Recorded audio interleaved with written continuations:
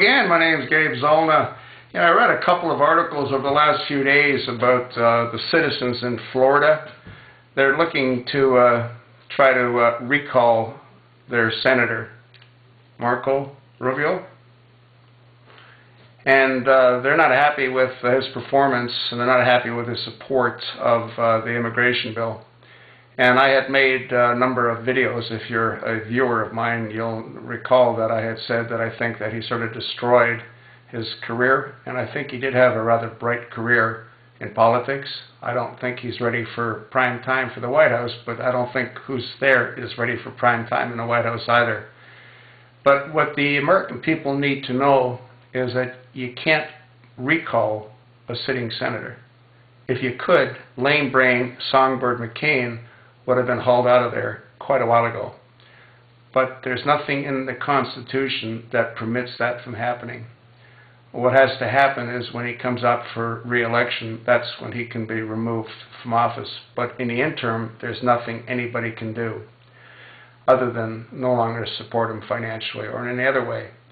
What's really, I think, interesting is that the same thing again applies for any sitting senator. I'm not referring to state senators. I'm referring to those that finally end up in Congress, the way Jeffrey the Flake did.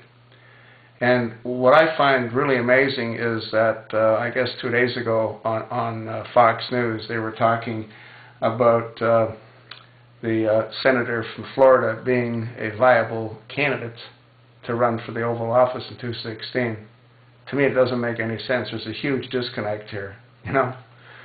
And what frightens me to a certain degree is even if there is an election in 2016, which at this point is still doubtful as far as I'm concerned because of Resolution 15, if the Democrats take control of the House, which they really have anyway, because they can do pretty much whatever they want because John Boehner just rolls over. I think he's so compromised he doesn't have a whole lot of choice. But if they take control of the House completely, then what they'll do, and if they maintain the Senate with either their own majority or with rhinos like McCain and Flake, and it looks like Lindsey Graham, then what they'll do is they'll pass Resolution 15. And I've made mention of this numerous times, so I don't want to belabor it. But I just find it amazing that the Republicans do what they do to themselves when they have the runoff to see as to which candidate that's sort of interested in the Oval Office survives the gauntlet that they all have to run.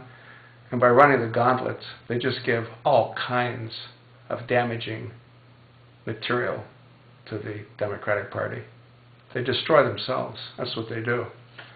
You know, you take a look at some of the candidates in the last presidential runoff. Rick Perry, if he wouldn't have had that brain meltdown, he probably would have stood a much better chance. But he did have that brain meltdown. It just goes on and on and on. They just destroy themselves. But anyway, that's a different story. The thing is, I wanted people to understand, and you can go Google this yourself because I did, you cannot remove a sitting senator from Congress. You can at the state level, but not once they've made it to the merry-go-round, you know? You gotta wait, and then hopefully not re-elect them, which is something that the people seem to have done over and over and over again. That's why you got clowns like McCain. I've been there for, what, 25 years? Huh? What a joke.